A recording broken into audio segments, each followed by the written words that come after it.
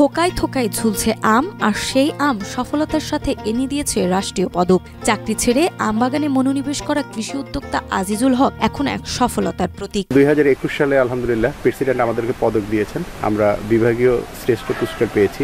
এটা হচ্ছে আমাদের একটা গর্বের বিষয় এবং এটাই হচ্ছে আমাদের একটা বড় অর্জন। ঝালকাঠির রাজাপুর উপজেলার পিংড়ি গ্রামের তরুণ উদ্যোক্তা সৈয়দ আজিজুল হক নিজের হাতেই গড়ে তুলেছেন এক মনোরম আমবাগান, যা এখন স্থানীয়দের কাছে অনুপ্রেরণার উৎস।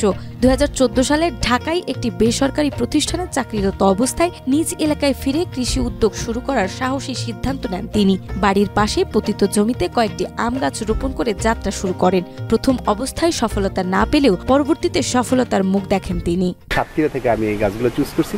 আমার প্রথম হচ্ছে গিয়ে অনেক গাছ আমার কাইটে ফেলাইতে হয়েছে, যেগুলো আসলে এই মাটির সাথে যেগুলো যায় না। তো এটা আলহামদুলিল্লাহ আমি সফল। এত ভালো হয়েছে যে সাতক্ষীরার অন্যরা যে করছে তার চেয়েও আমারটা ভালো হয়েছে আর কি। বর্তমানে আজিজুলের 15 বিঘা সমৃদ্ধ ফলস বাগান রয়েছে। এই বাগানে এখন ধরছে হাড়িভাঙা, আম্রপালি, হিমসাগর, কহিতর ও কাঁচামিঠা জাতের আম।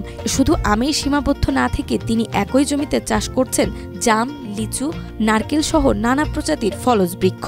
পাশাপাশি চলছে মাছ চাষ ও হাঁস মুরগি এবং গরু খামারের প্রস্তুতি। প্রকৃত খামার বাড়ি যেটা, এটাই আমরা গড়ে তুলেছি।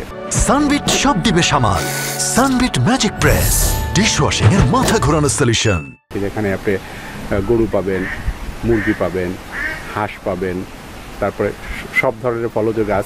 এই মৌসুমে তার বাগান থেকে কয়েক টন আম উৎপাদনের আশা করছেন আজিজুল। তিনি শুধু নিজের সফলতায় থেমে থাকছেন না, তার স্বপ্ন স্থানীয় যুবকদের কৃষি নির্ভর উদ্যোক্তা হিসেবে গড়ে তোলার। এর মধ্যেই তিনি প্রশিক্ষণের মাধ্যমে যুব সমাজকে উদ্বুদ্ধ করছে কৃষিতে।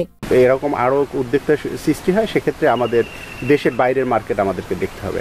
আজিজুল হকের স্বপ্ন ও পরিশ্রম আজ সফলতায় বাস্তব রূপ নিচ্ছে। তার এই ব্যতিক্রম উদ্যোগ শুধু কৃষিকে নয়, বরং গোটা অঞ্চলের অর্থনীতিতেও নতুন দিগন্তে পৌঁছে দিতে পারে, এমনটাই মনে করছেন এলাকাবাসী।